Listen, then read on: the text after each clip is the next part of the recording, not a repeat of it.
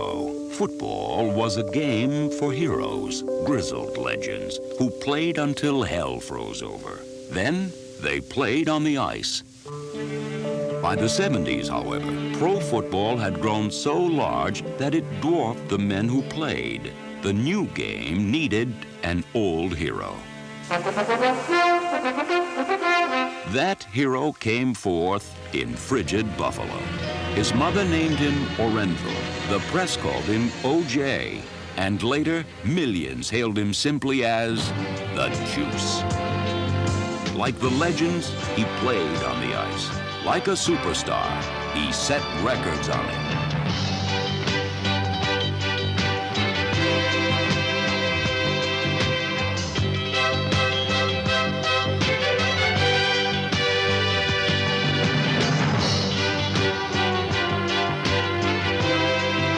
O.J. had it all. The speed, the size, the moves. But before his rise to superstardom, there were 3 very long and bitter seasons. My early years in Buffalo were, I guess frustrating is the best word to put it, because I came out of college, I realized that they were expecting a lot of me, and I was prepared to give it. You know, I wanted the ball.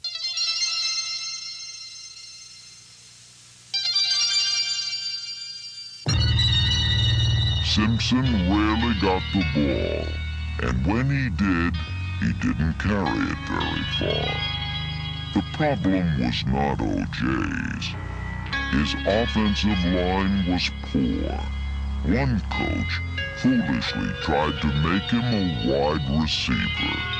Buffalo and the Bills became a special kind of hell.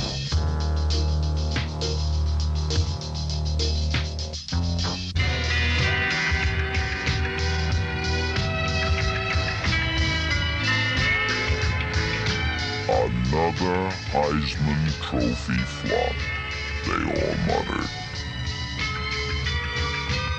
But in reality, O.J. was a rocket, poised on the pad. All he needed was a man to come in and press the button.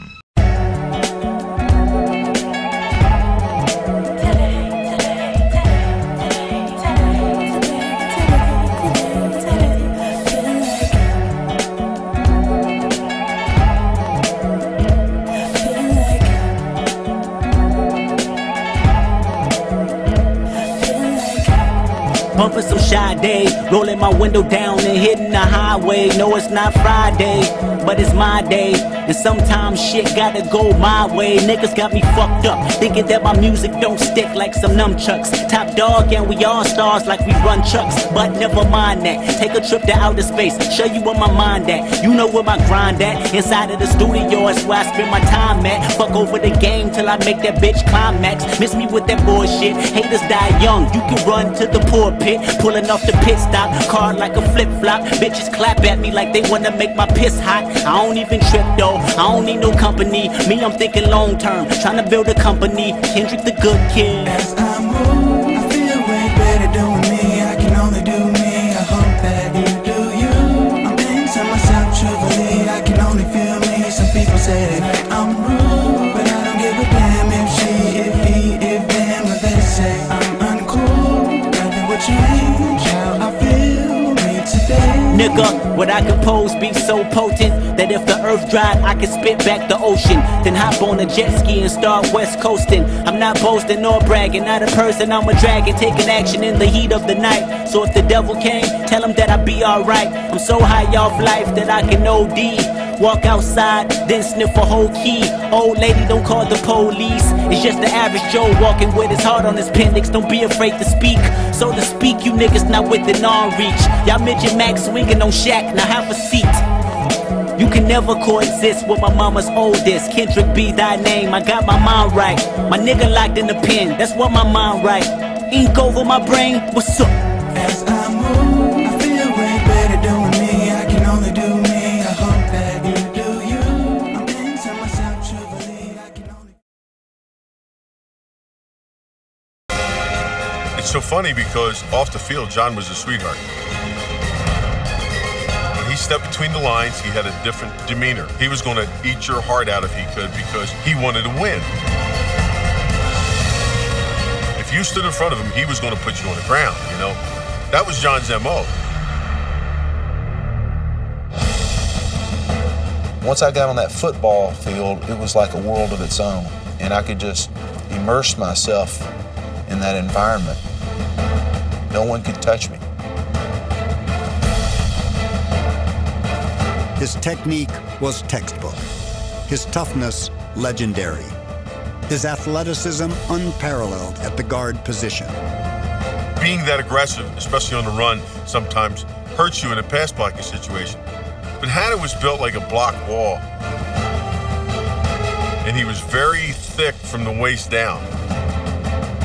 His NFL role model was Green Bay Packer guard Fred Thurston, here leading the legendary power sweep in Super Bowl I. Like Thurston, John Hanna led the way. The one thing about him is his feet were always under him. John could actually turn it up inside to where he was always had his feet under him and that was always under control. And the Patriots did a lot with him, all because of his athleticism. Joe Clark.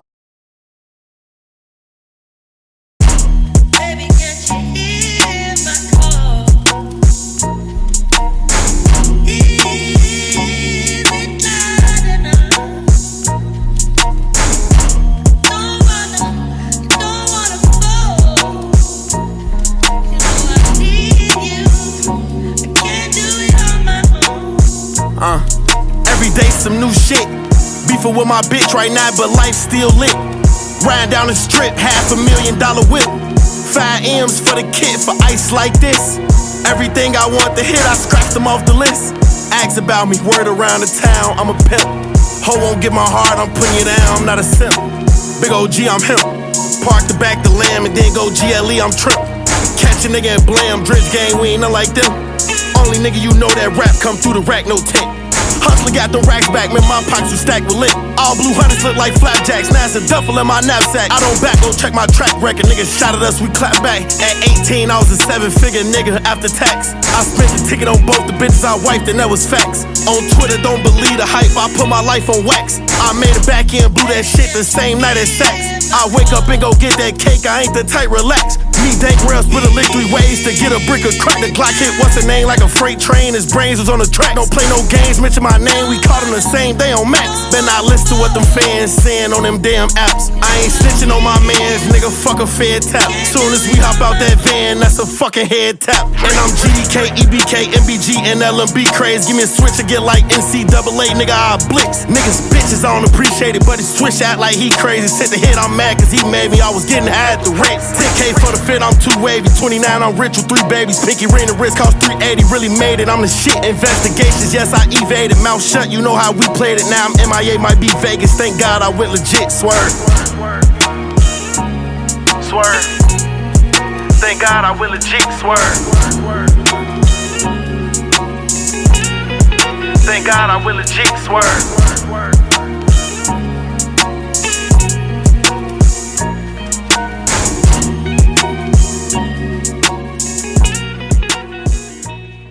Defensive coordinator obviously has to be pleased. Jackson, boy, somehow evades the sack. Jackson, a magician. A little bit of the yardage if you're the Ravens to make the field goal try easier on Tucker. Jackson will do just that and get the first down. Still wide open receiver. Somehow that pass got through to Brown. When you really want to watch him game by game, nobody throws balls more sidearm or different ways than Lamar Jackson. I mean, he's on his back foot, throwing corner routes and just flicking it up there 25 yards. Back's coming out of the backfield. He's, moving in the pocket, flicks it over there. Great touch. Fully, and you'll really be able to shore up some of the details of the negative stuff and strengthen the positives. 3rd and 3, and this will probably end it. We got a flag. Hold on a minute. He's going to put a highlight together for us. Send him out to the right. Jackson backing up, backing away, under pressure, and down the sideline he goes. Lamar Jackson, can he stay in bounds all the way? Davis, and the other one by Kenyon Drake. Lamar winding up, going deep for Bateman. He's got him! It's 1st and 10 going away with the block at the left tackle, going deep. Oh, he's got Brown! What a...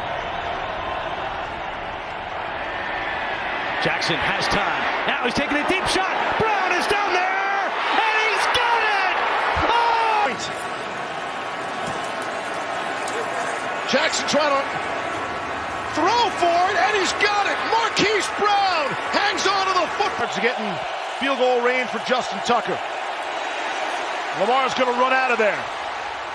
Able to stay on his feet across midfield, across. Jackson will keep it. Lamar Jackson cuts it up. Look at the speed by Lamar Jackson.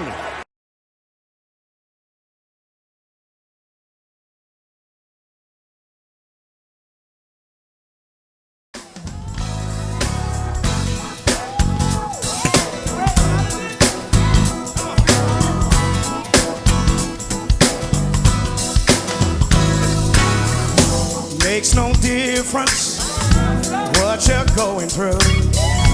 You're gonna make it. God's gonna see you through. Hold your head up. Put a smile on your face. This is another test. It won't last always. So get ready. Get ready for your blessing. For your blessing. Get ready. Get ready for your miracle. For your miracle.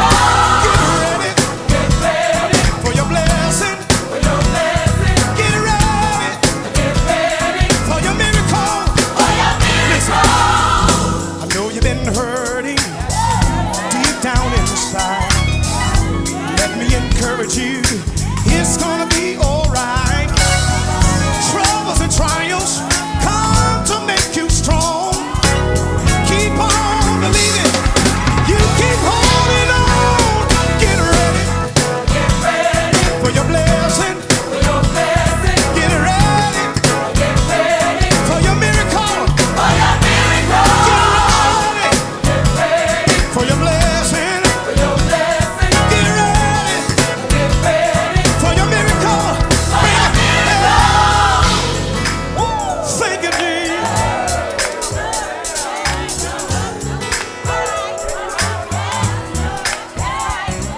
God's got a blessing. God's got a blessing. Everybody say that with me. God's got a blessing. God's got a blessing. If you really believe it, God's got a blessing. God's got a blessing. Come on. God's got a blessing. God's got a blessing. Oh, yeah, yeah.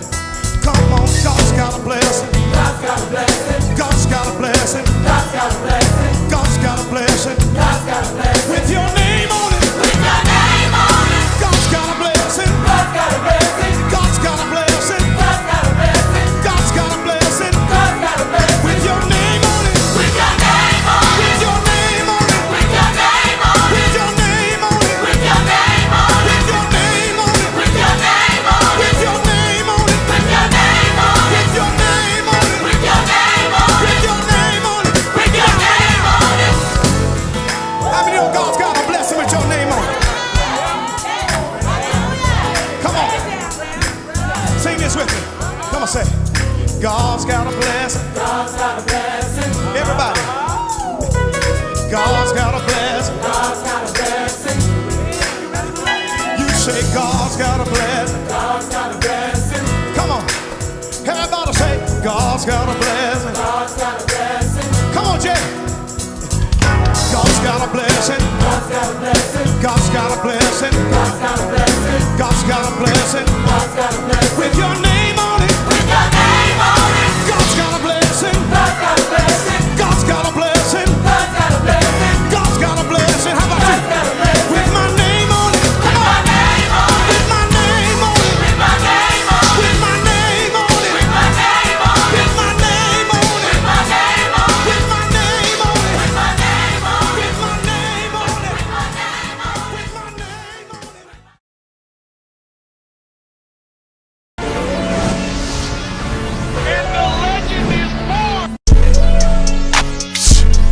I need the arm and leg. I need the arm and head. Cartier and leather leg. Arm and leg.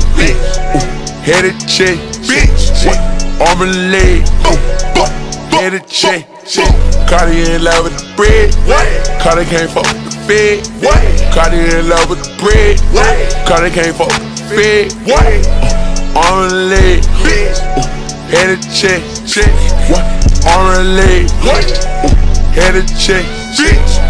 Got her for $5. Bought her some bread. Got her for $5. Bought her some bread. Arm and leg. Head and chest. Arm and leg. Head and chest. Yo. Fucking that bitch in my Vic. Fucking that bitch in the Vic. The shawty she wet. Shawty get wet in the bitch. Hey, niggas say trying. Until they get checked. These bitches be lying. Caught it by check. That shawty gon' hop in the jet. That shawty gon' go overseas. Hop in the beat and I beast. Calling me beast in the sheets. Fucking that bitch on the beach. This is my cool, what's a leash? Hop in that cool for like me. All of my niggas to eat, we feast. Ballin' the beat. Feeling like beat. Rapping the beat. Shout out G weed. No man I G with no crease. At least. I need the arm and leg. I need the arm and head. Cartier and leather leg. Arm and leg. Head and check. Arm and leg. Head and check. Cartier and leather bread. Cartier can't fuck with the fed. Cartier in love with the bread. Cartier can't fuck with the fed. Arm and leg. Head and check. Arm and leg. Head and check. Got her for $5. Bought her some bread. Got her for $5. Bought her some bread. Arm and leg. Head and chest. Arm and leg. Head and chest. Got her for $5. Bought her some breast. Got her bad big. Bought her some breasts. Arm and leg. Head and check. 30,000 big. On my rig. Stacking brick. Lego shit. Lego big. Check it out. Wrist up. Bad beat. Poke it out. All these niggas they fall off. All these bitches they fall off. Walk in the building, I feel like this shit. Shame on. Hey, all on my dick. These bitches they say they try Carter, but Carter be fucking these bitches. No bitches they with. Hey, I smoke on her zip. And sleep in the kill. Hey, niggas get killed. Nigga got drunk. Yeah. The Oakland Raiders. And I'm watching the Kansas City Chiefs as a college kid.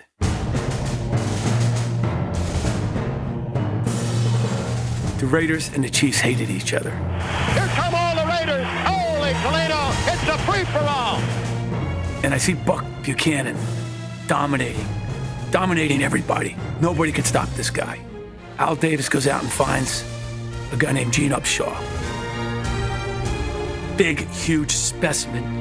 Sticks him at offensive guard just to stop Buck Buchanan. Hey, big guy. Let's go back. I go this week. Homeboy. I got there about 2 or 3 years later. I watched him become one of the greatest offensive linemen in the league. Al Davis brought Bob Brown from the Eagles onto our team. And Bob Brown had this gigantic thumb. And he'd stick that thumb right into the guy's ribs. And it wasn't too long before Gene Upshaw had the thumb. 38-0! Win is what Gene Upshaw did best. In his 15-year career with the Silver and Black, Oakland had just one losing season. The Silver and Black, New Orleans, here come the Raiders. And Upshaw remains the only player in NFL history to play in Super Bowls in 3 different decades. This was our finest hour. This was the finest hour in the history of the Oakland Raiders. Central to the success of those teams was the running game. with the player known as Highway 63 often paving the way. The Oakland line is just wiping out Minnesota's front. He had them big arms with all the big pads on, just throwing these things, and guys just be bouncing off them. We should run down these guys' throat. Gene would pull from his left guard position. He would get out there so fast and just attack you, just run people over. And those backs would get right on his backside. You couldn't even see the back because he was so big. It's sort of nice when you turn the corner and you look into that defensive back's face, and he looks a little frightened because he's got 260 pounds running there. You okay, Pitch? Huh? Pitch. I hit him with a forearm a while ago, so he's out. He's out on his feet. Let alone watch him become one of the great offensive linemen. I watched him take over the Oakland Raiders. Whoa, let's go, buddy. Get after him. Got him down. Now don't let off. We got to go to work. 1 o'clock tomorrow. Everybody on time. Come on, Phil. Come on. Let's get it out of here. There's nothing more brutal than an offensive guard slugging it out on every down. When you got that guy being the leader of your team, that's a guy you want to follow. There's history. The two of them, as one writer put it, they blocked out the sun. That's what has defined the Raiders of the 70s, was the greatness of that offensive line that let them do so many other reward to the offensive line, and to those two guys in particular. I perfect my own way of tackling people. Just when they've been able to bowl me over, I would rip them and stop them right in their tracks.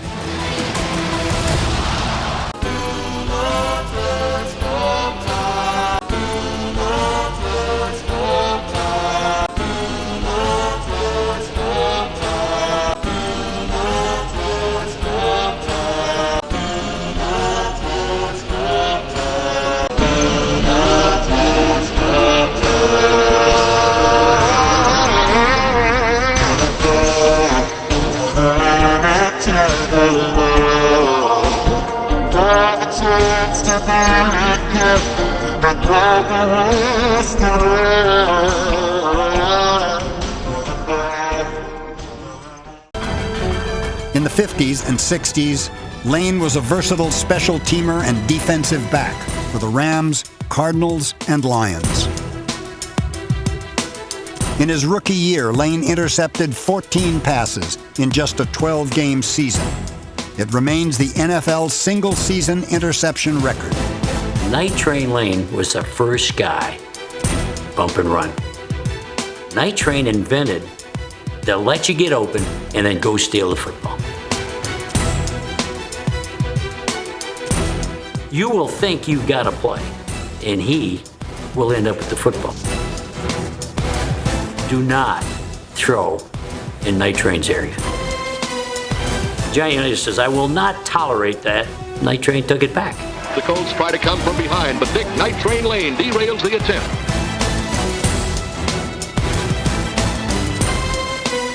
Night Train Lane was... His height at middle linebacker may have been a positive in the reverse.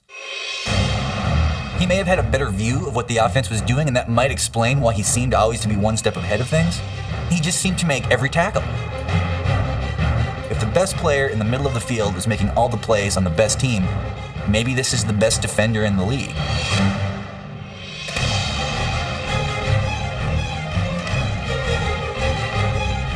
On a team of the decade. I don't know even who's number 2 for the idea of being the middle linebacker on that roster. I came out, and the tackle came on me right now, and I stuffed him. You had him stuffed like that? I stuffed him. He cut, dipped in, went back outside, and was around the corner before I even got off the block. He was an extremely intellectual linebacker, which I don't think was the association with him at the time, probably because he was toothless, and probably because he looked kind of like a madman. His greatest strength was his mind, so he's like John Rambo, I guess. He was certainly the most intimidating player on a pretty intimidating team. Jarrella just missed his second field goal. Now Lambert's walking by. Here's Harris telling him something and grabs the kicker. And Lambert at 6'5" works him over.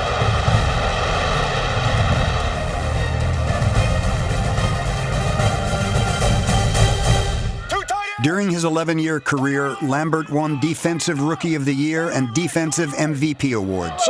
He made 9 straight Pro Bowls and was the man in the middle of the steel curtain for 4 Super Bowl wins. That'll cool your ass off. Don't imagine opponents fearing Jack Ham the way they would fear Lambert. Pretty much every play, the quarterback was staring directly at Lambert, who had not only this very scary appearance, but this incredibly active appearance. I made the comment earlier that we should put dresses on quarterbacks. Got a lot of play out of that one, you know, but I meant it. Quarterbacks couldn't skirt past Lambert, who became a frequent visitor to opposing backfields and a permanent fixture in Steelers lore. Pittsburgh likes to sort of perceive itself as having a 2-minute in motion. Jerome Bettis with power up to the 48-yard line. Picked up 5. Marker now. Kreider moves over, and it's Bettis behind Kreider. Nice run. As Moss to the right, Culpepper back to pass. Again, a lot of time. Stepping up, avoids a rusher. Oh, man. Throws it deep down the middle. Moss and Taylor are there, and Sean Taylor deflects it away. 2 playmakers. Triple tight end formation. Wiggins in motion. Johnson back to pass. Fires to Wiggins. Wide open to the flat on the right side, and he is drilled by Sean Taylor. Fake, and Collins looking downfield again. Goes long for Moss. Intercepted and then dropped. You are 1-5 against the NFC East. First man there was Sean Taylor. 2nd and 10 at their own 20. He's a slot man on the right side of the formation. Back to pass. Bledsoe rolling to his right. Stops, fires across the field. It is incomplete. Hit him in the hands again. Sean Taylor defending Terrell Owens. And they're on the sideline. 2nd and 8 from the Redskins 21 for Atlanta. Vick fakes the pitch, and he's going to run it to his right. Gets hit by Sean Taylor. I remember, telling Coach Gibbs and Greg Williams, we need to draft Sean Taylor. Springs coming. It's dumped off. It's complete to Creighton. It's a fumble. Loose ball. Norman is going to fake it on the run, and he's going to come up. Started at the 3-yard line. Handoff Tiki Barber. Breaks a tackle on the open field. Sean Taylor nails him at the...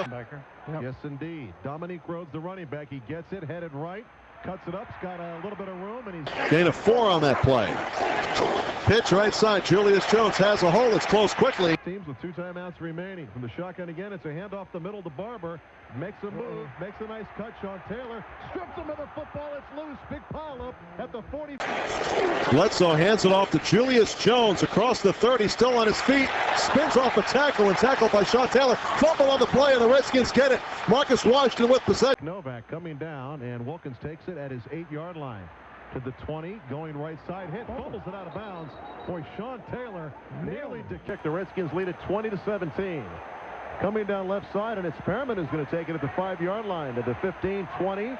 Hit and drilled by you-know-who. Here, 1st and 10 at their 36. Vikings with it. Travis Taylor in motion to the right side. I formation behind Johnson, and Chester Taylor gets the call. Has room on the right side, and he gets slammed to the ground. Malone takes the snap. He's got time again. Pump fake. Gets rid of it. It's a jump ball. John Taylor there. He makes the interception. Sean Taylor the interception. And he's bringing it out to the 10, to the 15, out of bounds at the 20. And he throws the ball into the stands.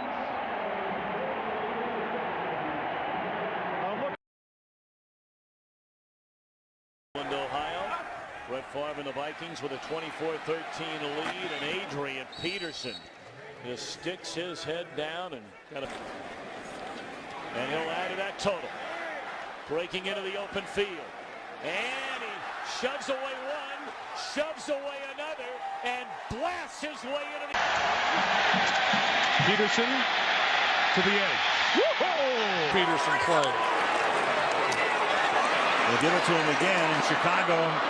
This time, there is Peterson, and look at that! Peterson takes...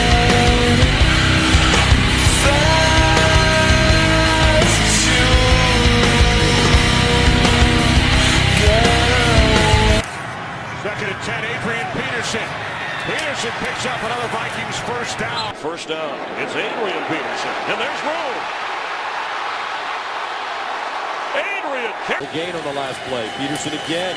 He'll gain some yards this time. Adrian Peterson, whoa! For the NFC North crowd. Here's Peterson. Peterson continuing to run hard, still on his feet. Acceleration, power, speed. It's a whole. Peterson again. There goes Adrian Peterson. Now he's inside the 30. Earl Thomas had to make the stop from his safety spot. Favre on third down, over the top. The pass is complete for a first down. Adrian Peterson takes it all the way down inside the 30 to the 26. Peterson again. First down and then some. Midfield. 40. With the shallow crossing routes.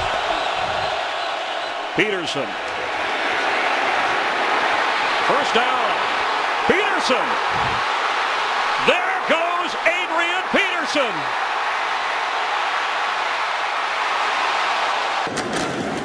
Adrian Peterson over with the block. Uh-oh. Jarris Burr, look at the speed. Huge play. Adrian Peterson is loose. See ya. I don't think anybody will catch up to Adrian Peterson. It's a Viking touchdown of 80 yards. Peterson's got it. Inside the 5, still driving. Getting the calls. First and goal from the 9. Peterson inside the 5, still on his feet, and he is. Dallas still alive. First down for Adrian Peterson down the sideline. Adrian Peterson is inside the 20 and gonna score.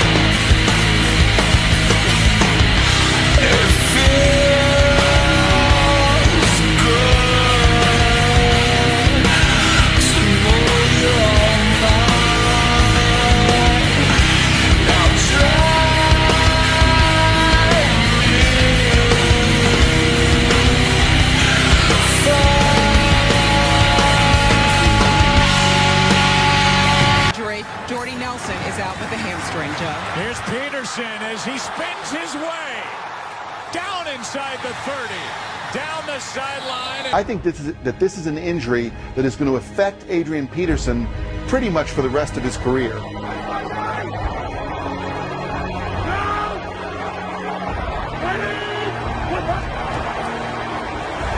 Here's Peterson.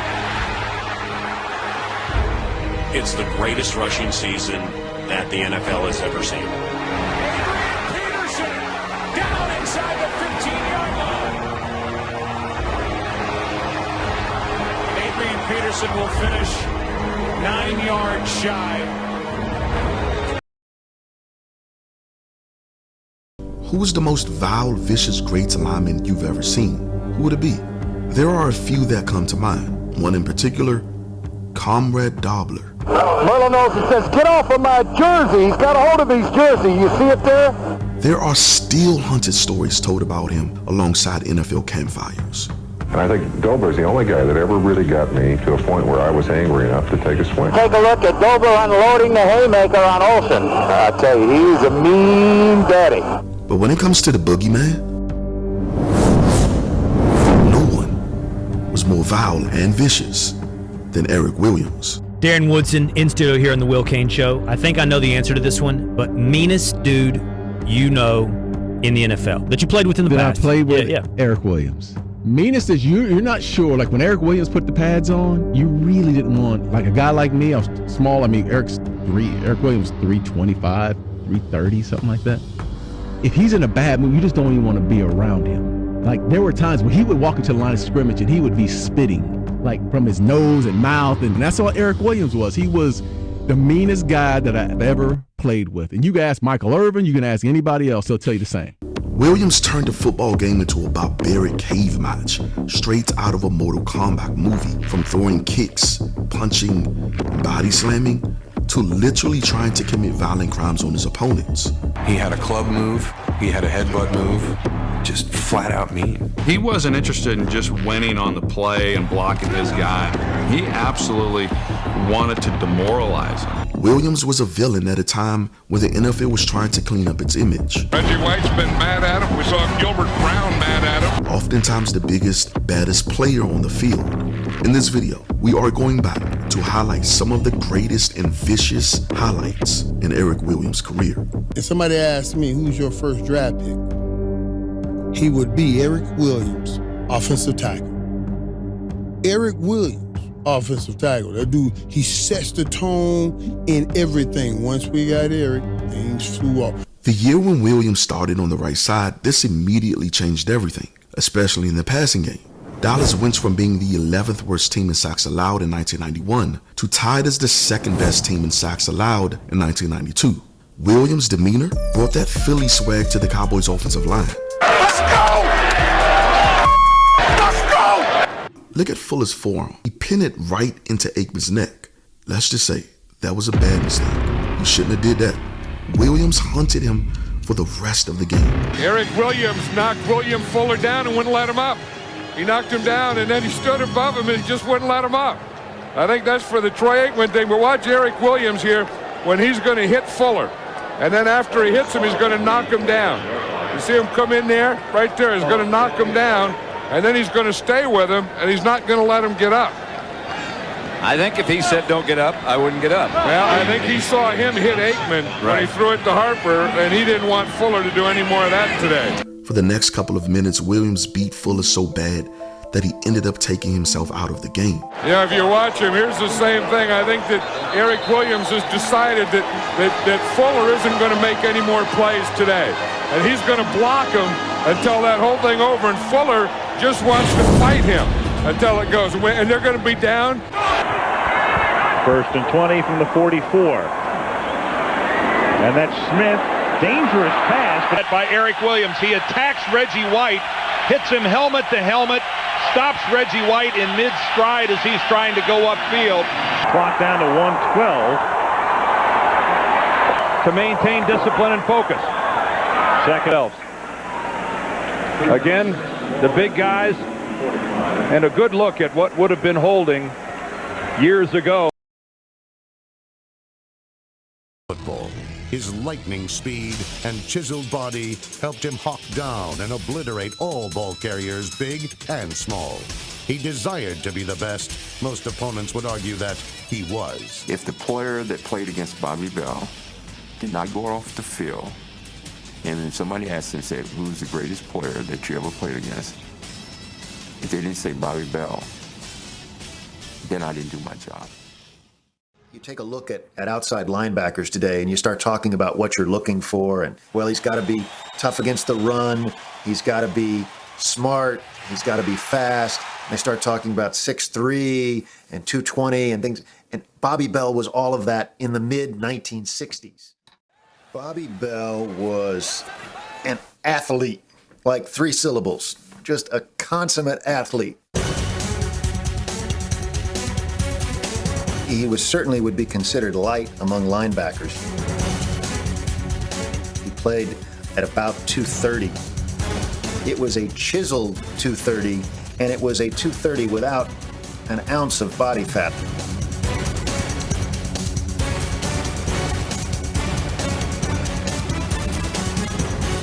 He was a trailblazer. He could do everything. He was just somebody who was truly a natural, gifted athlete. Bobby Bell was also the Chiefs' long snapper and contributed everywhere on the field. One time in '69, the Broncos tried an onside kickoff, and instead of just falling on the ball, Bell catches it and runs 50 yards the other way for a touchdown.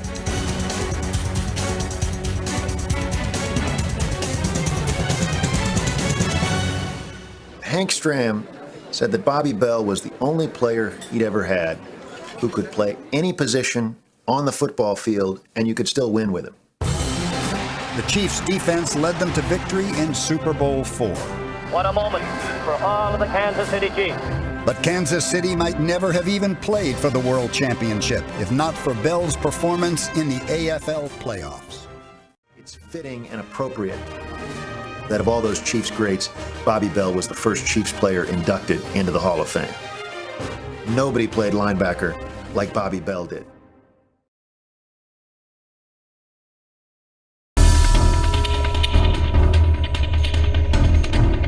They want to be ready for some football tonight.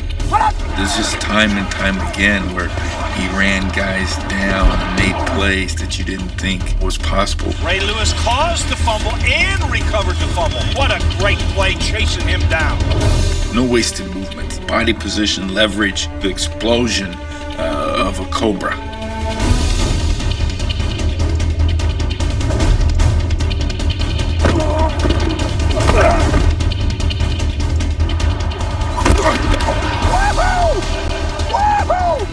What determines who's better or not is their heart. Am I just trying to get there to make a play? Or am I trying to get there to break your will?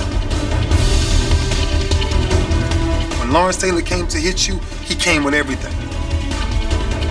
When Dick Butkus came to hit you, he might poke you in the eye, he might do whatever to you. Same way I play. You can't hurt this! I'm a machine, jerk! In 2000, Ray Lewis was the MVP of Super Bowl 35. He was twice named NFL Defensive Player of the Year. Since they drafted him in 1996, Lewis has been the undisputed heart and soul of the Ravens. 3rd and 26. From the end zone. Ball's out. Recovered. Steps up in the pocket. Finds Gonzalez. He's decked by Lewis. Just listen to it. 2nd and 13. Stewart. Fake screen one way. Goes the other to Bettis. Has a blocker. 20. Throws. He hit. 7 seconds left. 4th and 2. Throws the deep back. Gets the hit. Up in the backfield. The Ravens stop him. Ray Lewis comes up the middle. Flags are down as the ball is completed. Oh! And he'll kick it away just outside his spine. This is a beauty. And Sanders retreats back to the 32. Drops the ball again.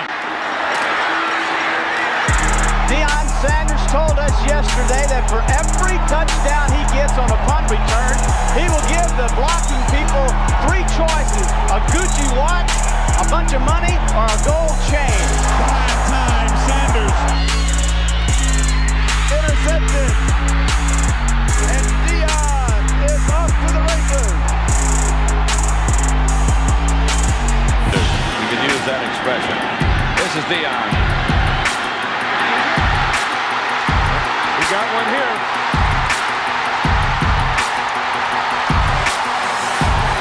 Maybe you could tell us after this play. 3rd down and 25, and George going for it all from Moss, and he's linked with Deion, and Deion busts it up. Hebert throws, and it's picked off at the 30-yard line by Tim McKyer. And McKyer's going to gamble by flipping it to Sanders. They should just fall down. That's not very smart. No, but they live on the edge, and they keep living on the edge, and they're going to go to the playoffs on the edge. Are they for real? This is Joe Fishback for a touchdown. Turns the corner into Giant territory and leave it to Deion to break it open for a touchdown. What a run! On 4th and 10. The receiver slips. It is intercepted by Sanders. Can he score again? Yep. There he goes. Deion Sanders. We will see a return here. He gets his wish. Comes through 3 guys. Kick the ball down. It's Monday Night Football, and it's Deion Sanders. What else is new? George has time, and his pass is intercepted. They're not catching him down the sideline. Deion Sanders is dancing. He's looking backwards from about the 40-yard line. Oh, is he going to do a number on the Down and 7. Here comes a blitz. Raiders 3 to the football. Falcons have it. It's a live ball. And in for a touchdown. Short drop for Kelly Stafford. And it's intercepted. Deion Sanders laterally to Tim McKyer. This guy is controversial in some of the things he says, but when he gets on the field, he makes some unbelievable plays. Craig in the offense, throwing out of his own end zone and going for the bundle, looking for Brian Blades. It's up for grabs. McKyer's with the interception. Hands it off to Sanders on the lateral. Sanders on his way, may go all the way. Only Craig, he's in. Touchdown Atlanta. For Denver and San Diego. First down to the 35. Craig going for the bundle, looking for throw right to Randy Moss. Receiver slipped down. It's picked off by Deion Sanders. Sanders is gone.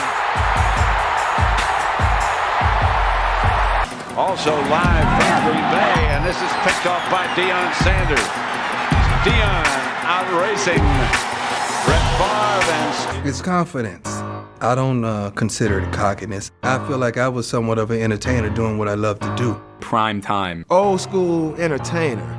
I think Deion Sanders is the greatest athlete I've ever been around. It was always a big event if Deion Sanders came into the room. Nobody loved the spotlight more. Make a way for black style. Make a way for black men to do what they do. And bringing that to the table and not being apologetic for it, I don't think it had been seen yet. If you just play your heart out and give it your all, they gonna ride with you, man.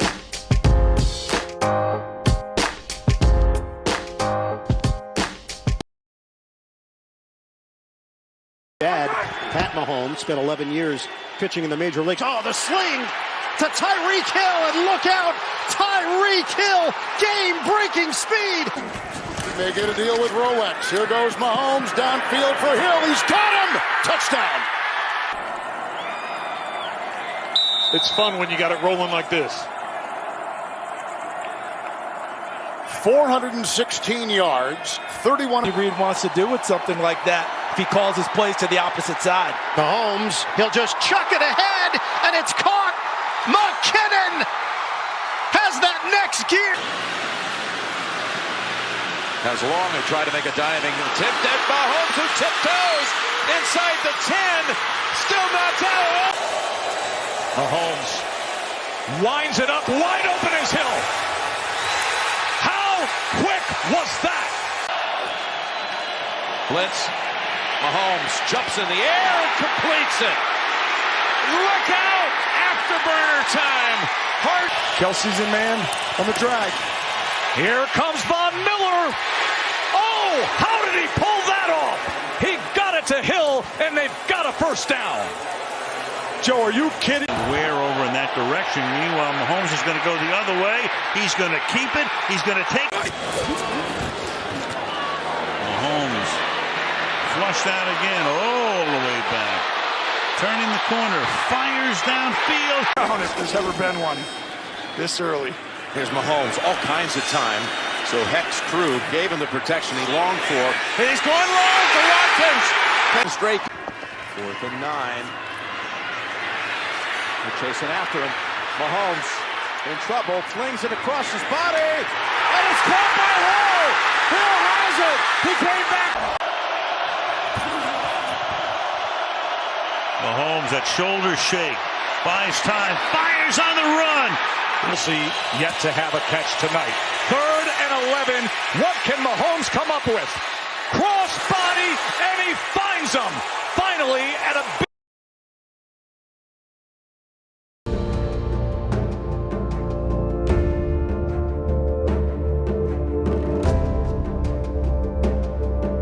Of course, it was John Madden saying they had drafted me #1, and that was kind of a surprise, to be honest with you. One, being a punter, that was kind of odd. You might want to say that Al would take a punter in the 1st round because, you know, mostly you look at quarterbacks or running backs or receivers and things of this nature. But, you know, I was kind of glad he did. I guess that was just a God-given ability to be able to get the ball that high. I figured the higher as I could get it, the better it would be. Do you think you're finally going to make it now? If it does, it'll be a big release off of me, and I know it'll be a big release off of my fans. When it happens, you'll hear me all the way from Mississippi, believe me. Yeah, you can be the greatest, you can be the best, you can be the King Kong banging on your chest. You can beat the world, you can beat the war, you can talk the guy, go banging on his door. You can throw your hands up, you can beat the clock, you can move a mountain, you can break rocks. You can be a master, don't wait for luck. Dedicate yourself and you go find yourself. Standing in the Hall of Fame, yeah. And the world's gonna know your name, yeah. 'Cause you're better with the bird of fame, yeah.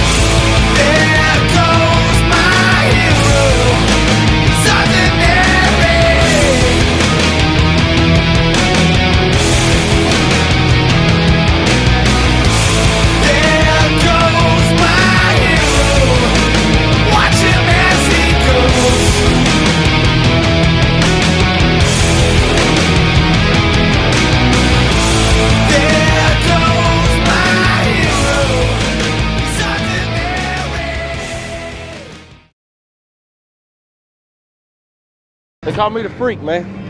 Why they call you the freak? Because I'm a freak of nature. You're going to see today, just keep your eyes glued to the TV. Another fade to Moss. Catch. He made it look easy now. You know who? Moss. A leap, a catch.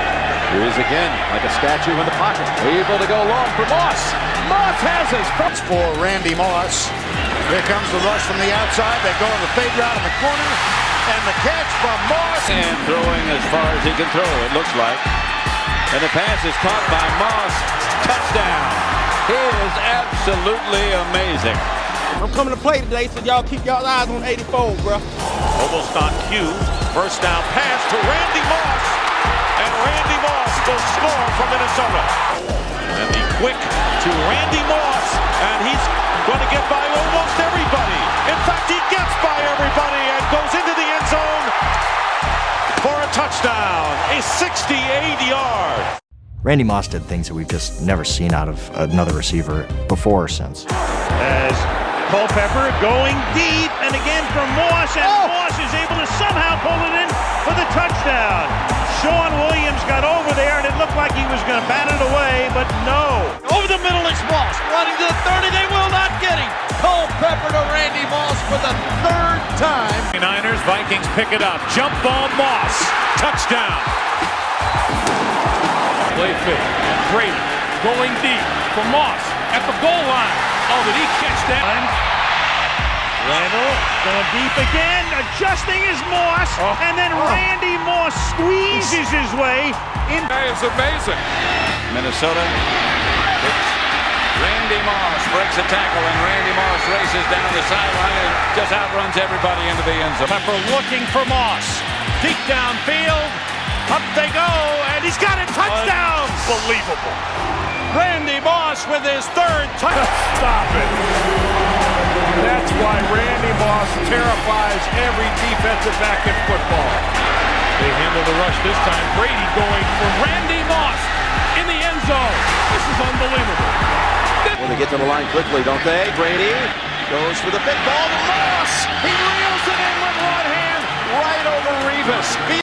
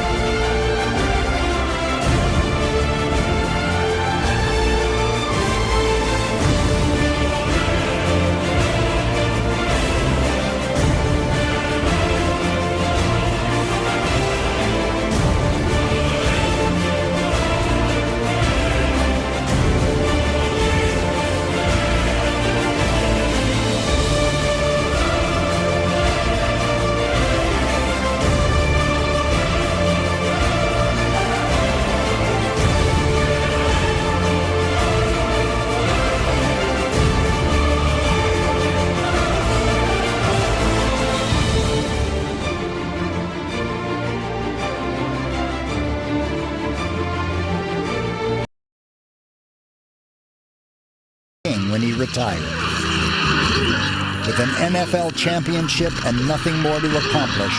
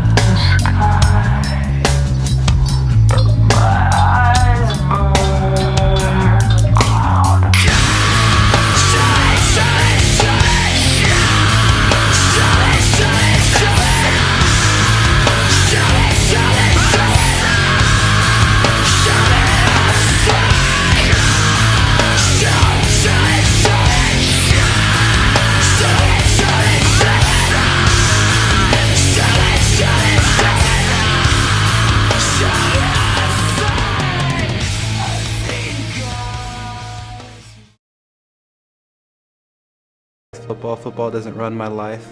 Football's not who we are, it's what we do. You know, he's very quiet, never asks for much. He never wants to be the vocal leader on this team. He just wants to play football and be happy doing it. He might be one of the greatest athletes that I've ever met. He can do things that no other safety can do. So is the sellout crowd. Polamalu sacks Pittman. Rookie #1 pick on the first sack of the day. Here comes the heat. Brees in trouble. Good feet. Stripped to the ball. It's in play. And the Steelers might have it. It was stripped by Troy Polamalu, the rookie from South. Polamalu's presence changes everything. He's the whole key to that defense. You cannot say enough about what he means to that Steelers team. What a play by Troy Polamalu. The best safety in the business. He was just a guy that was everywhere. He was always there at the critical time. He could sniff a play. He anticipated play. His range and his ability to just sacrifice his body to make plays, whether it was a tackle, in the run game or what he did in coverage. 2nd down and 5. Here's Collins back to pass again.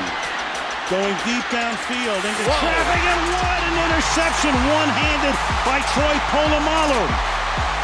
Wow. He tackles. He never slows up. He runs through everything. Had to hold the breath till the very end.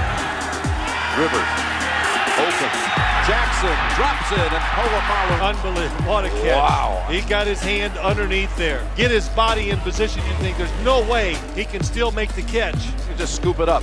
Here come the blitzers. High stands in. Here's a blitzer. It's Polamalu. David Carr is thrown down like a small child by the 210-pound Troy Polamalu. Yet another sack of Carr. And contend for a playoff spot. Here's Carr. And Polamalu with his 3rd sack of the day. He's everywhere. It was almost like he knew the scenario called for this play, and he was ready for the play. He was so fast. Wow. He just made that play. Barr, no chance. Fumbles. Polamalu scoops it up. Polamalu with one man chasing him. Donald Lee, and now he's off and untouched. And it's on the run. Picked off. Troy Polamalu with the interception. Whether he likes it or not, he's facing one here. 2:15 to go in the 4th. And intercepted! Picked off by his former roommate at USC, Troy Polamalu. Polamalu is still on his feet. Touchdown, Pittsburgh! Wow. Look at Polamalu just reading the eyes of the quarterback. Sliding down the line, getting into the throwing lane. Another blitz. McNabb throws underneath, and it's Polamalu. That Polamalu is one heck of a young player. It's the blitz. They pick it up. Garcia throwing deep for Bryant. Intercepted by Polamalu. Polamalu has man coverage. See, Polamalu's going to run with him the whole way. Open. Oh, there's Polamalu. Great timing, and how about the hands? Palmer will throw it. And Polamalu. Pittsburgh Steelers, so they get an extra body back there. Bledsoe hit by Polamalu and sacked and brought down. Intercepted by Polamalu.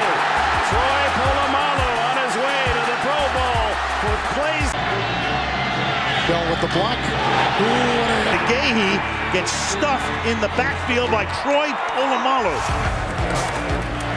And he gets knocked down, and the ball is loose, and it's Polamalu. It's picked up by... There is really no player on the defensive side in the secondary that matches what Polamalu can do. Troy Polamalu will change a game. He has closing speed. It's just amazing. On television, you don't see Troy in the screen. And all of a sudden, you see this thing darting and make the play. Just like a jet comes out of nowhere. I like the kid Troy. You know, he thinks he's a great broken field runner. Malu, wild. All over the place. Yeah, it was a thing of beauty. There's something about putting that helmet on. He just became the Tasmanian devil, and he's out here destroying people. Beautiful, beautiful play by Troy Polamalu. Collapsing pocket, Palmer, T.O. took a shot and held on. On the all-out blitz, 3rd and 6. Man is open, and Polamalu comes in at the last minute with the theft. Roddy White down. Well coached. The number means nothing. Oh, Polamalu. NFL Draft, the Houston Texans select J.J. Watt, defensive end, Wisconsin. By the Texans, where's Sproles? On 2nd and 8. Breeze going down back at the 31-yard line, courtesy of J.J. Watt, the rookie out of Wisconsin. You never go broke taking a profit. Throw it to the guy that's open. It's not that hard. I'm writing it down as Hasselbeck is sacked by J.J. Watt. Multiple defensive backs for Gabbert to work on. Down he goes again. Here they come again. Oh my goodness, this is J.J. Watt. 185 yards against Carolina. They put him 7. Oh, it's J.J. who pulls it down and takes it home. Flacco to throw on 1st down. And goes down at the 10-yard line. That's J.J. Watt. You have a 42-yard attempt, which is pretty easy for Adam Vinatieri at the end of December. And the kick is blocked. As J.J. Watt got in there, Watt's so used to swatting down passes, he'll block kicks, he'll block everything. Leading the 43. He has time, knocked away and recovered. 3rd and 5. Coming in on Stafford, and they get to him with J.J. Watt, 2nd sack of the afternoon. 1st and 10, Chris Johnson. Earl Mitchell had him fumble on the play. It's recovered on the play by Antonio Smith. Off to the races, they say he won. The talents he has probably don't add up as the effort he plays with.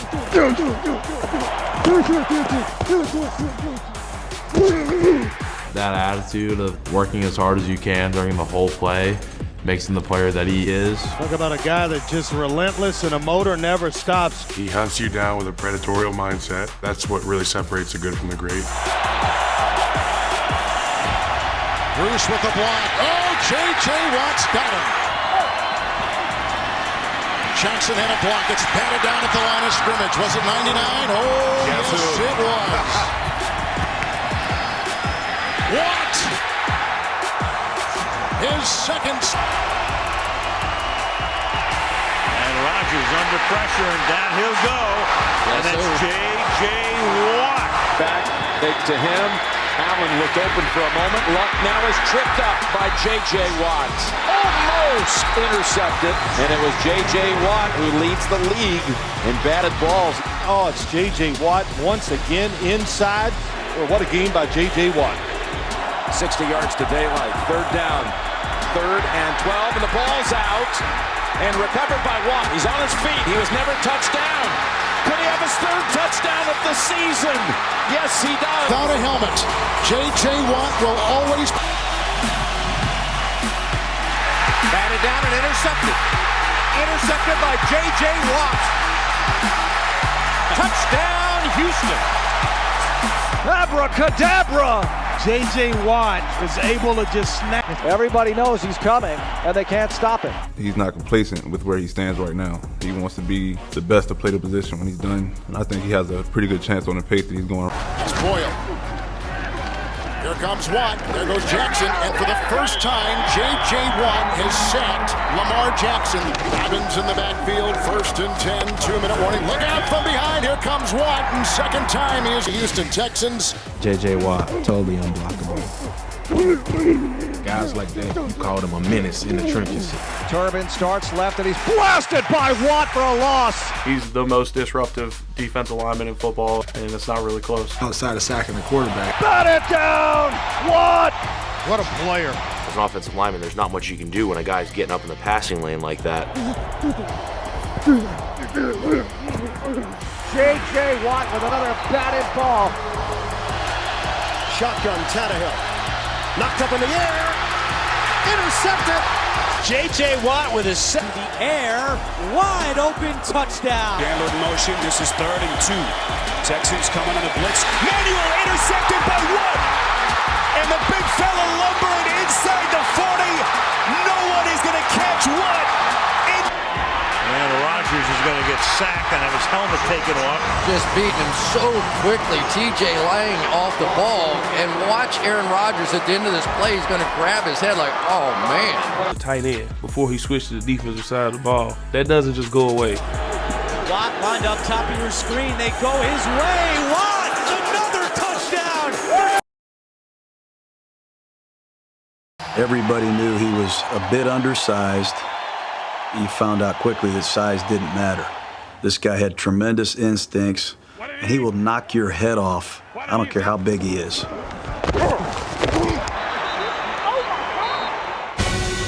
He was just a dominant player.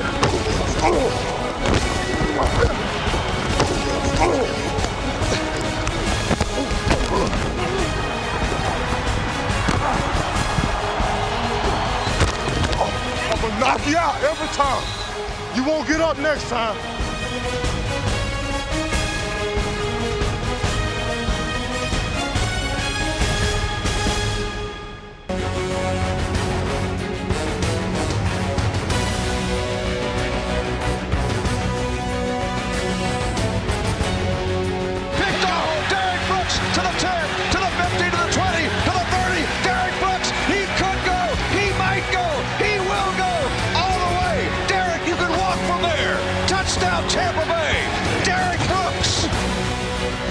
Took one back in Philadelphia in the regular season.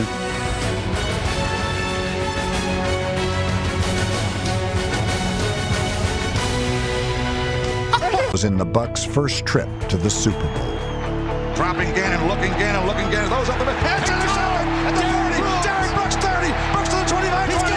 Derek Brooks all the way. There it is. The dagger's in. We're going to win the Super Bowl. 2 tight ends in the game. Cannell looking, throws. Whoa. Here's Brooks right here. He's in the underneath zone. The pass is to Wet Knight. It's an outstanding catch. Wide receivers in for New Orleans. Ricky Williams takes it outside. Bucs have him and throw him for a loss. Somewhere. Hard for it to be boring. This is Marshall's fault. And he's not going to get the first down or anything. Abraham, he comes up and makes the hit. The jar is right there. March 87 yards down the field on their last possession. Over the top, and Derek Brooks. Second down and 5. Ingram. Bob Brown was a tough guy, and he's a big guy. I mean, he pumped iron before guys did. I mean, his arms look like legs. The most intimidating offensive lineman in NFL history was a huge, angry man named Robert Stanford Brown. Bob Brown took the game and he played offense with a defensive guy's personality. Bob Brown believed that he could hit you with his forearm, and as he used to say, take a quarter out of you. In other words, if he really hit you, you know, that you wouldn't play hard until probably the next quarter. I didn't try to finesse guys. I just tried to beat up on them for 60 minutes. Bob Brown didn't just block people, he buried them.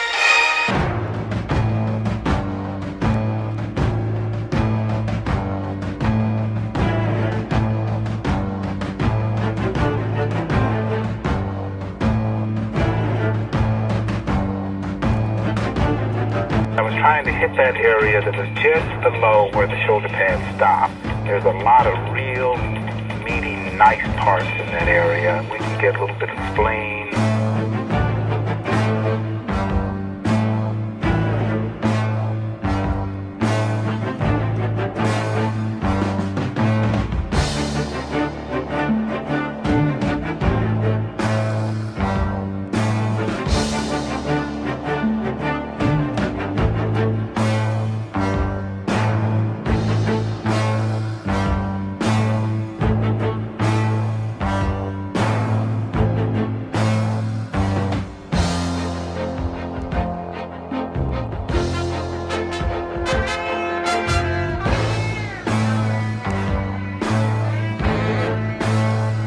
Style made him an all-pro in Philadelphia. But his attitude earned him a one-way ticket to Los Angeles to do his dirty work for the Rams.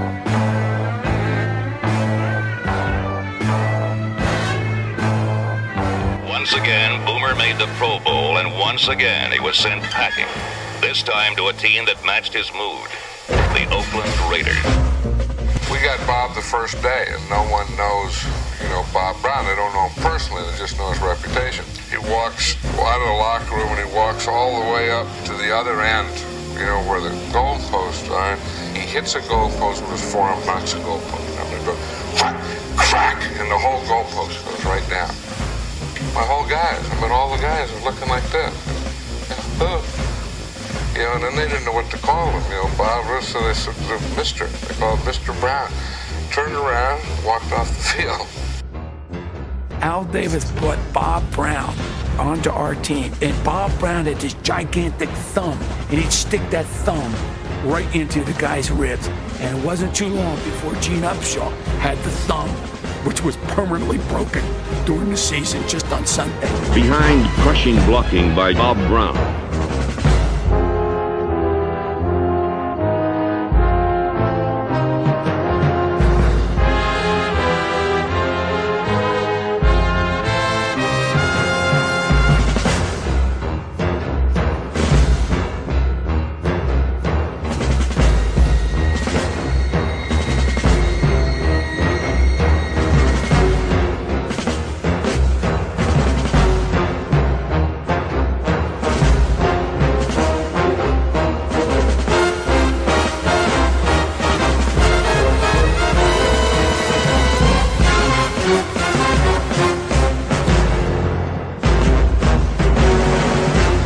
And there are some big men. Yes, sir. Bob Brown might be the best in the business. When Bob Brown wants to play, he can handle any defensive end in football.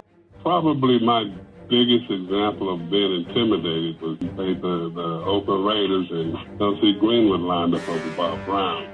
And as the course of the game was going on, I kept hearing moans and groans over there. And I said, L.C., what's happening? He said, oh, man, the guy's killing me. And I said, oh, let me have it. You move down the tackle. Let me go over there. And when I lined up in front of Bob, I looked at his face and that helmet, and all I could see was his eyes. And I said, oh, my goodness, this doesn't look good at all. Just the look in that helmet was intimidating and very fearful. And all I remember is getting up after the play was over, looking through my ear hole of the helmet, and one shoe was off.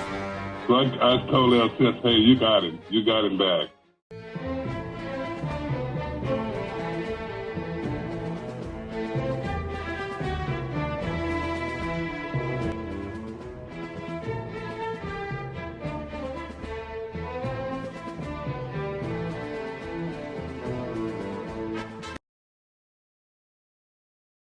But keep my name out your mouth when you don't know what you're talking about. Keep my name and my image. Don't try to shit on my work when I won championships on every level. On every level. When they can knock niggas out. I call passes in the midst of pain. Y'all don't do that. Y'all ain't never had to do that. So shut the hell up. Motherfuckers. Season with 11. Each week, he did whatever it took to make the catch. There's a lot of guys that don't really want to take the big hit. Michael would get hit by a truck. Everybody would always come to me talk about Michael, man. You fearless. You're fearless. Boy, you have so much courage. You fearless. That's the truth of the matter is, every 3rd down and 7, I would say, Michael, you run that slant or you go back to the ghetto. Just get me to run. I'll take care of it. Let's throw the slants. Let's throw the slants. We'll throw them into any coverage. Let's throw them. I'll go get it. I'll go get it. Only Jerry Rice has more career postseason catches than Irvin. He may have been a showman, but Michael Irvin's most memorable act was helping the Cowboys win 3 Super Bowls in 4 years.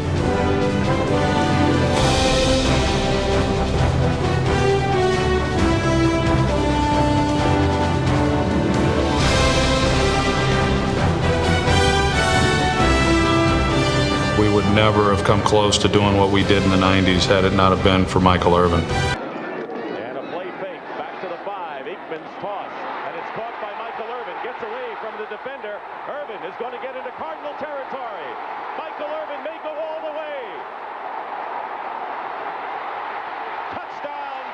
Novacek comes out in motion. Here comes the heat. Irvin, Michael Irvin, still on his feet. He's going to score his second of the day. They can strike in a hurry. 12 seasons, Michael Irvin was a showstopper in Dallas. Before Terrell Owens and Chad Ochocinco, there was Irvin, the original receiver turned entertainer. And who do you think it is? Michael Irvin! As flamboyant as Michael was, I think there are a lot of people who probably misunderstood that for selfishness.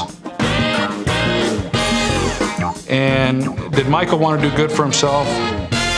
Yeah, absolutely. But Michael, more importantly, wanted to do good for the team. They starting to say we can't run the damn football. Michael could get in front of the entire group. We'll run all morning. Let's go. Damn day. All day. And everybody knew that it wasn't self-serving. It was because this guy really wanted to win.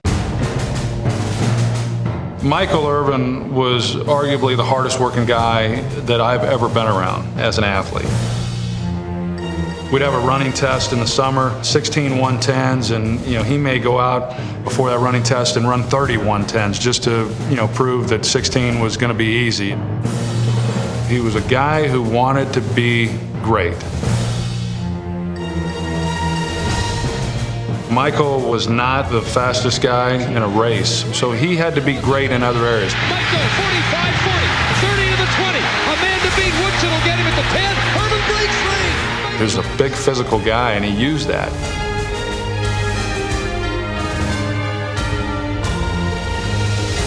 It's like a great rebounder in basketball. Charles Barkley, for a guy who was no taller than he was, yet a great rebounder. Michael was that way as a receiver.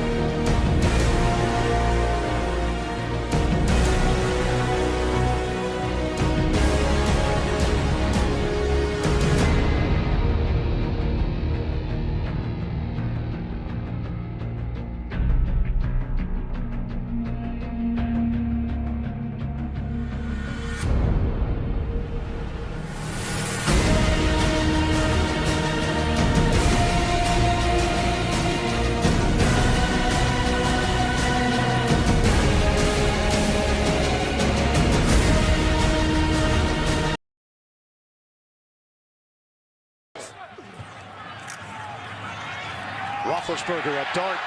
Antonio Brown. Brown turning on the speed. Antonio. Oh, and it's caught. No way. By Brown inside the 20. And he's in for the touchdown. Off the ricochet. No pressure. Brown has it.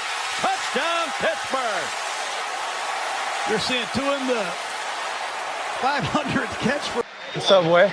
You got that ball in your hands like a video game. Higher.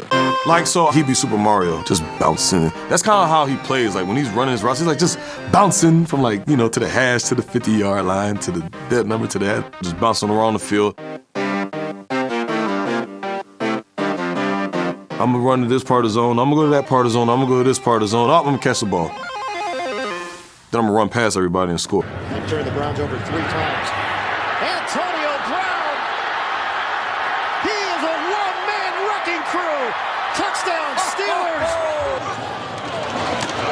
Roethlisberger throws, back shoulder, Antonio Brown down the sideline, back to the middle of the field, and now he might go.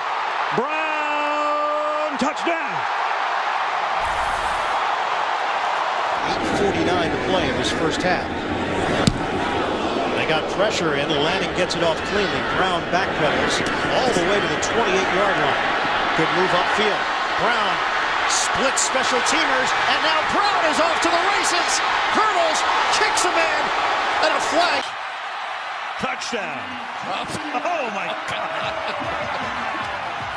Well, that'll draw a flag. In the early part of this decade, they were out of the same division, and away we go from Nashville. Moeldy Moore from about the 3-yard line for Pittsburgh, and the end around. They bring it on the near side to Antonio Brown. He's got room, Barones to beat, and there he goes! He'll be chased, and he is gone!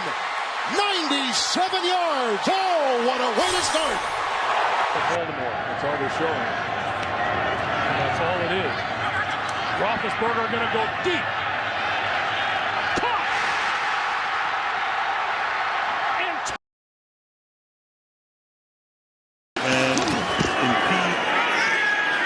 On the play. Look out, and finally, but flags are down.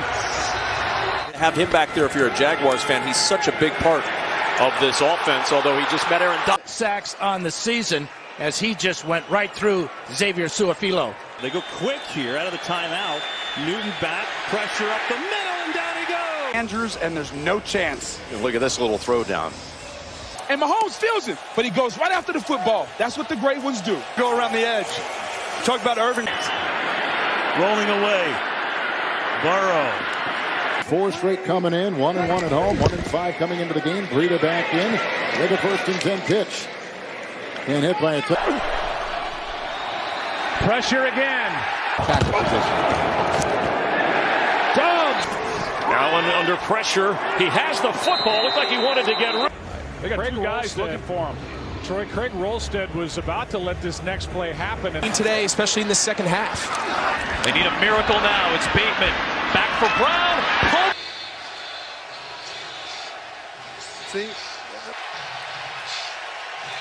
3 wide receivers split to the left. And Jamal Charles is going to be hit for a loss. And the ball is loose. Loose ball is taken up by the Rams. And the fumble recovered by William Hayes. After Aaron Donald forced a fumble, and is how Aaron Donald made an impression as a number. Newton going to throw. Pressure up the middle. Hit.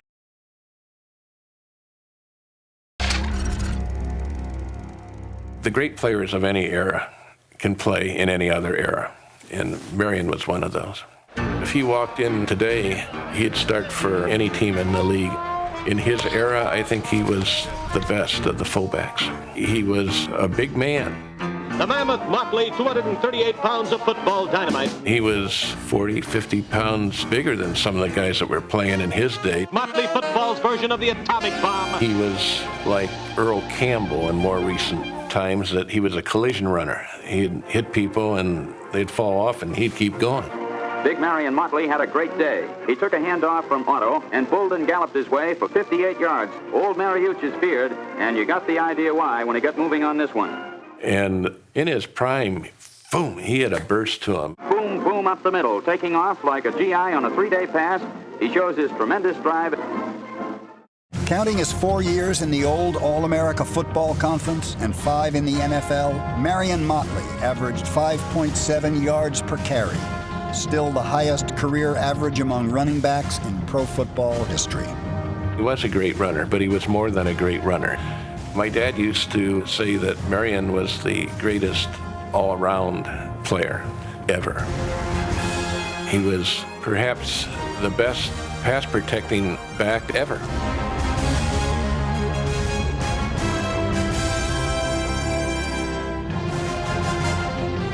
He could take these rushers and just stone them. He just stopped them. And he was a willing blocker on runs. Touchdown number 1, off tackle, with Motley throwing the key block. He had great hands. The Browns used to run a lot of wide flares and screens. He was a real threat at that.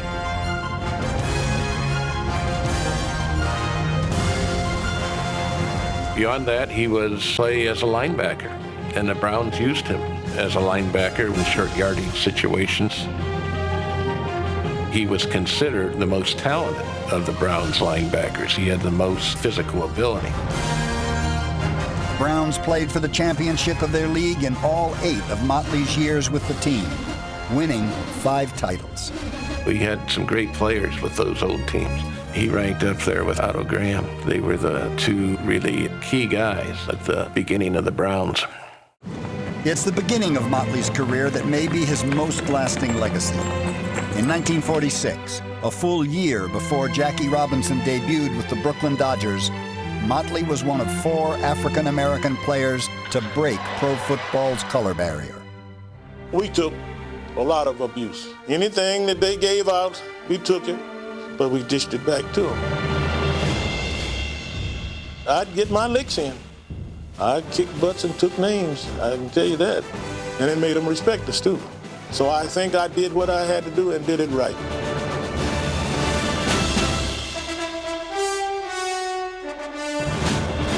It's been a long time since he came into pro football, and memories fade. People probably don't have him in mind like they have later guys, but he was as good as any of them. I'm pretty selective. I don't have so many of them that I consider super, but I consider Marion Motley super.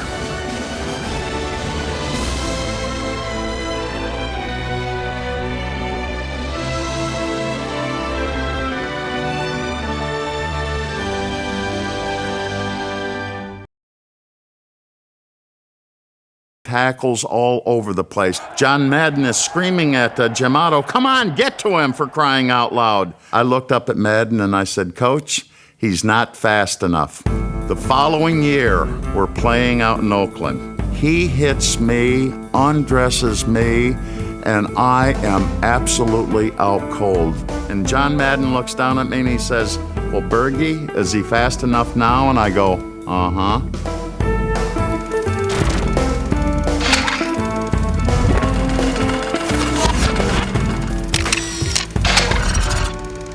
Double zeros, when you see double zeros, it's not good at all. You want to stay away as far as you can from the double zero man.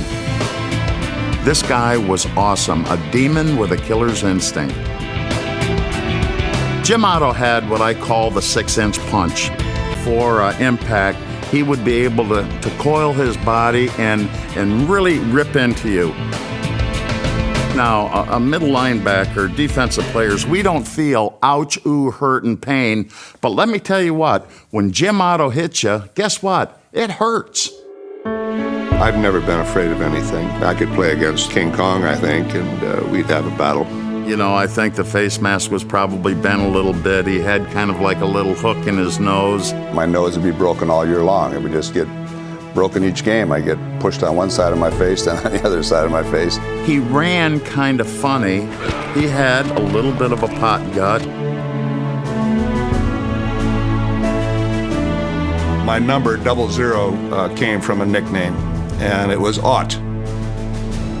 And Mr. AFL 00 Jim Otto, the 9-year All-Pro center. They called me Buckethead because I had a helmet size 8 1/8. I had a very large head. And then I was one of the older guys on the team, and they called me Pops. Jim Otto was an original Raider, at the center of it all.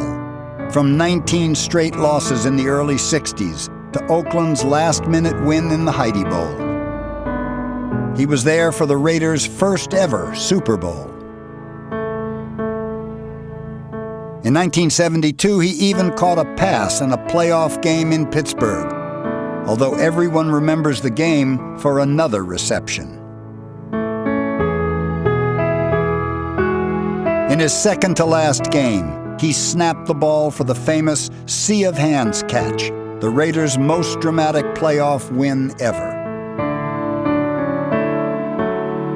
By the time he was done, he had played in 308 straight games, the most in Raider history. I've had 39 surgeries. I've had 28 knee surgeries. Both knees are artificial. I've had 8 artificial knees. We loved to play football. We beat the hell out of each other and had a great time doing it. At that particular time, I thought maybe I shouldn't have done it, but as soon as you heal up a little bit, you think, gosh, I'd do it again.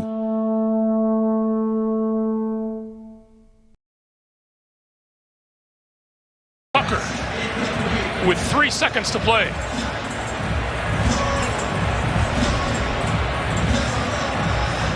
"49 straight field goals. This is the guy you want, Greg. If you're in this situation, I can't think of a better option. This is for an NFL record 66 yards.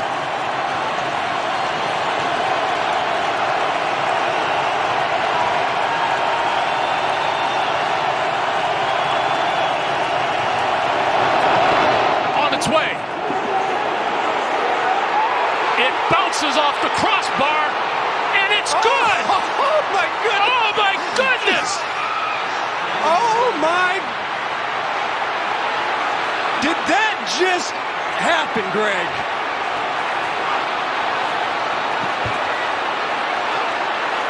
What a kick!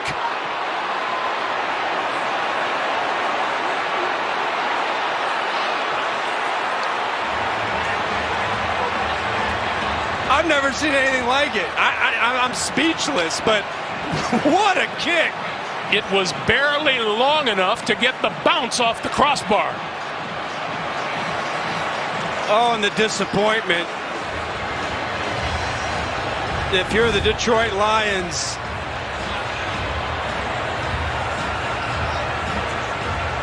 kept carrying, and off the crossbar and through.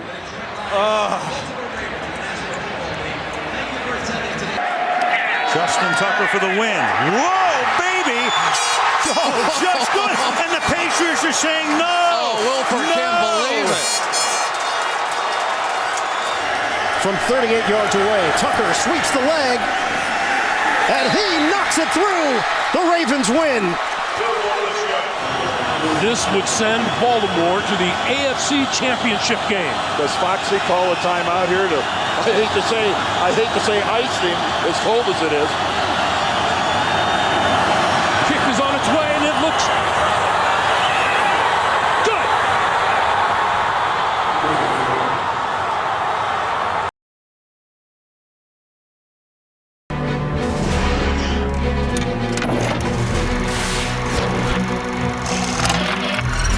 Mike came in and he had the daunting task of having to deal with Ernie Holmes every day. And Ernie, quite frankly, was killing him. Then, one day, Ernie couldn't move him. And I thought that, well, Ernie, what's going on? He said, well, he's gotten a little stronger. And Ernie went at him again, nothing happened. I said, oh, he's not that strong, let me have it. And I hit Mike, tried to throw him, nothing happened. From the practice field battles with his steel curtain teammates, center Mike Webster was forged into a 4-time Super Bowl champion and the anchor of Pittsburgh's offensive line. Mike has played more games than anyone in Steeler history and more consecutive games than anyone in Steeler history. In a tough position, being in the middle of the line where he's always getting contact. When I think about Mike, I see them breaking the huddle. Mike runs up to the vault. He always does that. He's huffing and puffing, he's blowing.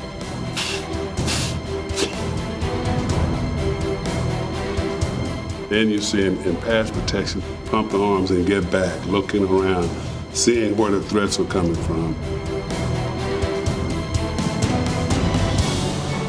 You don't really appreciate it till it's over because of the intense concentration on the element of the moment.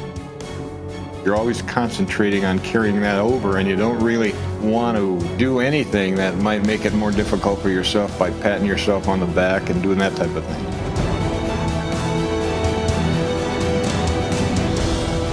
Mike knew who to block, when to block, who to help. I think Mike even called plays at times, helping the quarterback. I said, give me a winner. Give me somebody I can count on. Somebody that'll tell me, Terry, no, don't run this play. Mike did. Somebody help me get the team in line. Mike did it. Mike controlled it. We needed him. We used him. We leaned on him. He was our strength. Let me put my hands on the Mike Webster's butt just one more time.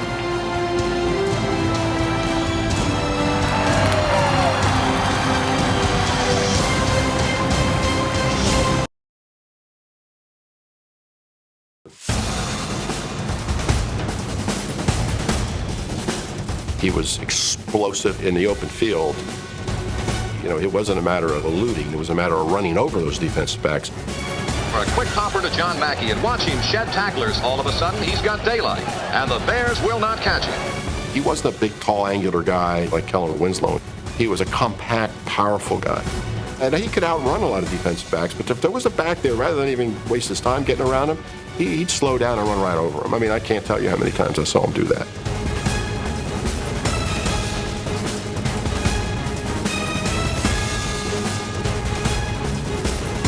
I decided that the only thing you can do is to just try to hurt someone. It was to play when I ran over the 9 guys against Detroit, and I caught that diagonal pass, and when I turned up, it's like the whole team came over there. And I just closed my eyes and rammed into it and came right through it.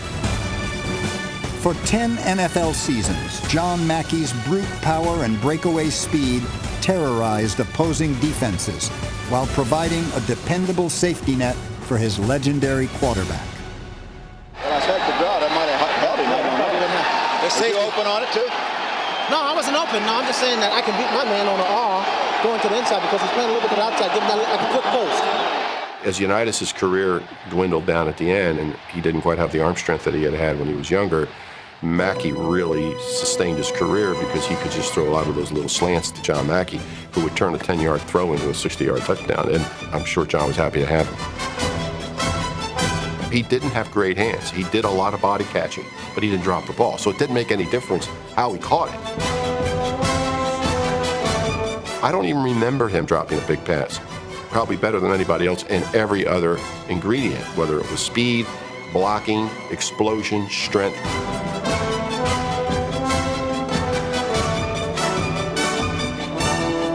More than anything, his leadership, and that was evidenced so much by he was a co-captain, watching him in action at that time and thinking, wow, what a leader this guy is. This guy could lead any field that he really wanted to be in.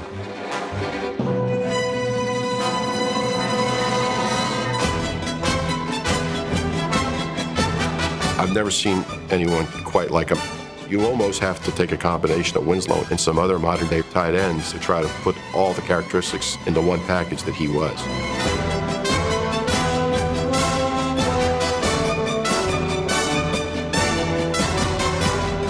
I've seen some great tight ends. Mackey was the most famous, and he was also the most spectacular. There's no question he defined a position.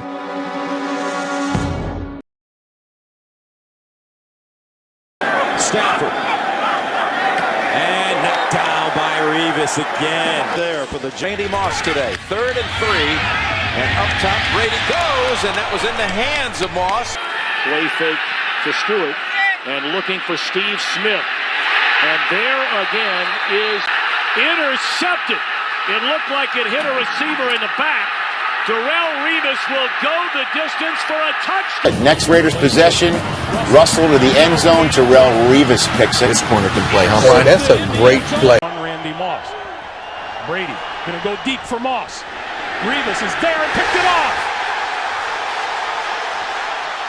And is brought down by Moss. At what Revis and Johnson have been doing today.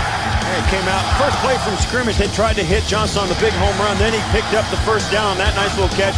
But Revis has done more than hold his own. He's knocked away a couple of passes, and it's a battle that's going to go on. On the sideline, and that's Revis knocking it away. On a 2nd and 8. Fitzpatrick looking for T.O., and he can't make the catch with Fitzpatrick. Trying to find Owens, intercepted by Darrelle Revis. From the back, intercepted. It's Darrelle Revis. Revis in the Tampa Bay territory. Down the sideline. Revis. Well, and what makes him a defensive MVP candidate in my mind is the fact that he has been doing this all season long. Around trying to find the football. That's one of Darrelle Revis' strengths. Look at him looking at the football. You can't tell right there who's the receiver and who's the works today. 2nd and 11. They fake the end around, and he whips it sidearm to Tomlinson. Stepping up, throwing, incomplete. And that'll stop the clock with 1 second to play, intended for Johnson. And Revis right there with him. They should have used the timeout and not burned this much time off the clock. Schaub misjudged how long it was going to take to get his team to the line of North Carolina. Off play action. Dalton going deep, and it is picked off at the 5-yard line. A flag is down. Darrelle leg, long toss, knocked up in the air and incomplete. Revis was over there. A dime package for the Jets. And Freeman incomplete. Jets coming with a blitz. Bengals pick it up, but the pass is picked off by Revis. Revis with his 7th interception, 6 in the regular season, now 1 here. And Revis trying to pick up what he's done against some of the best receivers, starting in week 1 in Houston against Andre Johnson. Well, the left. Cullen just got rid of it, and incomplete. Green, sideline for Moss, incomplete.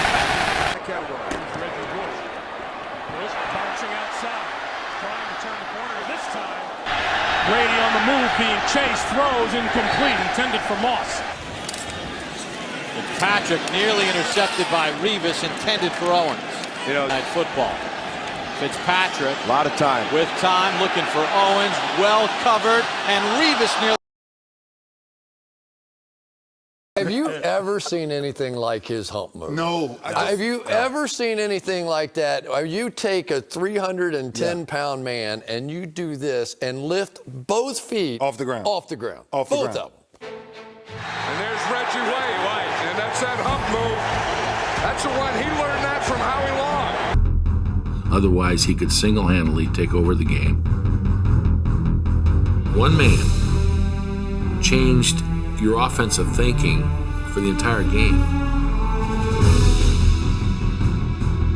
In 8 seasons with the Philadelphia Eagles, Reggie White played in 121 games and recorded 124 sacks. You know, when I'm on the field, I want to do my best to intimidate the guy in front of me.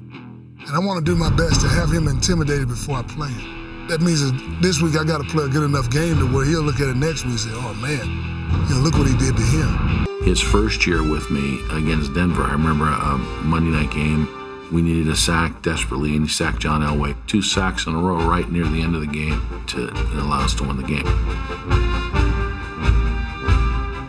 He was special, and he made Sean Jones special. He made Santana Dotson special, Gilbert Brown special. All those big guys that played up front. Someone was going to be singled up because you had Reggie White on your side. We had Favre on the offense, leading the offense, but Reggie was the guy that kind of put it all together for us and allowed us to get to the Super Bowl. Seizing the stage just as he had against John Elway on Monday night, Reggie White recorded 2 of his Super Bowl record 3 sacks on consecutive plays in the second half to help secure a Packer win.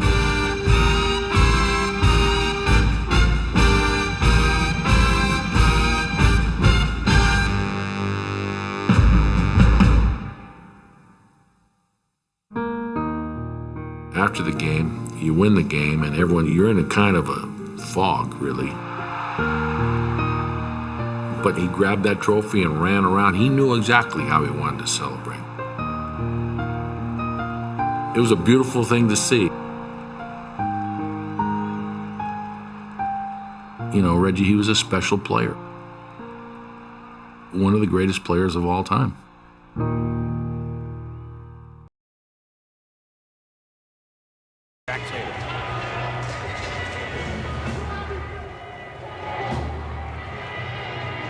On Sunday, I became what they call the assassin.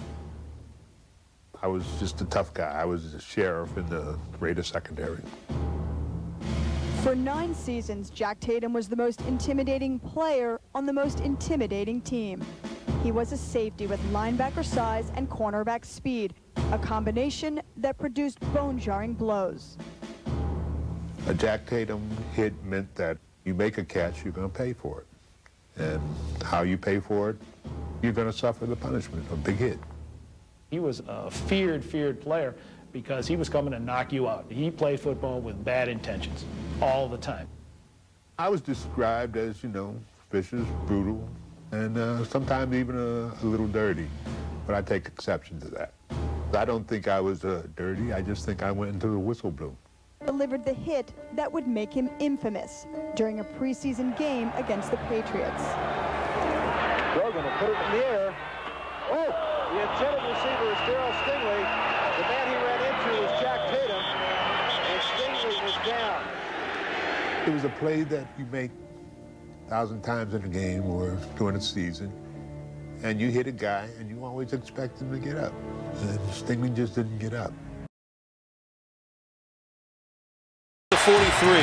Pocket collapsing, Ryan rolling, looking, just going to throw it deep for Jones, double coverage. Oh, what a catch! Touchdown! Just throw it up and give him a chance. And Julio Jones up and over, posterizes Luke. Again, Ryan's got a man, and a touchdown! Jones. Pass is caught. Julio Jones took it away, and he's got a first down. Julio Jones, why don't you just go be somebody in this ball game? Boy, the beast showed up today, and he's wearing number 11. Ryan, the little pump fake. Jones! Touchdown! And first and 20, going to go right back that way at Jones again. Another flag down, and a one-hand tremendous grab by Jones. What a play! A guy that I wouldn't want to go up against by myself would be Julio Jones. He can get open even when he's not open. And he's looking for Julio Jones, and oh, what a catch. Touchdown, Atlanta. Ryan, the throw. Jones! How did he catch that? That is unbelievable. Ryan taking the shot. Jones is open. And Julio Jones with the move to the middle of the field. Being pursued by Shields. Williams and Shields finally get Jones at the 3-yard line. They just cannot cover Julio Jones. He beats Sam Shields like a drum. First and 15 for Ryan. Julio Jones goes up and gets it, and he's got a touchdown. Circus catch by the big timer for the Falcons. Woo! Thomas showing blitz. He comes with a blitz. Falcons pick it up, and there's Jones. Flag is down. Julio Jones with a catch. Still going. Still inbounds. Touchdown, Atlanta. Extra men on the rush. Ryan steps through it. Throws on the run. And Jones with a catch. Phenomenal catch by Julio Jones on the sideline. I mean, that's unbelievable coverage by Eric Rowe underneath him. This is Ryan, and it is caught. Talk about vice grips for hands. Watch Julio Jones reach over and then pull it over the top, out of the hands of Malcolm Butler, who thought he had an interception. Interception thrown by Hilliard. And now Ryan steps up and throws wide open. First catch today for Julio Jones. Julio Jones becomes the fastest in NFL history to reach 10,000 career receiving yards. He does it in his 104th game. Ultimate ambassador that I believe the NFL has ever had. Nobody will argue that Tampa Bay is the best defensive team in football right now.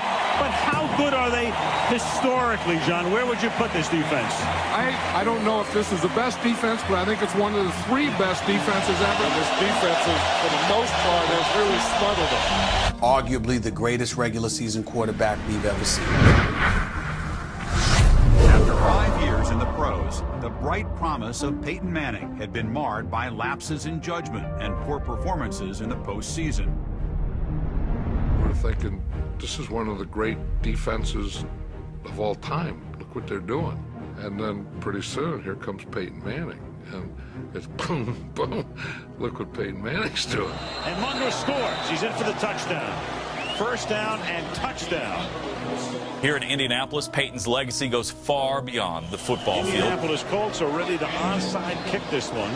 He epitomizes everything that coaches, executives, anyone associated with the NFL reveres. Perfect high hopper by Vanderjagt, and here comes Manning again. They have one. He was just a mythical beast back there, commanding that team down the field. And this is where, you know, all that stuff, calling the play at the line of scrimmage, all those things that Peyton Manning does really pays off here when you get in these kinds of situations. So Manning now has to go 85 yards in 101 seconds.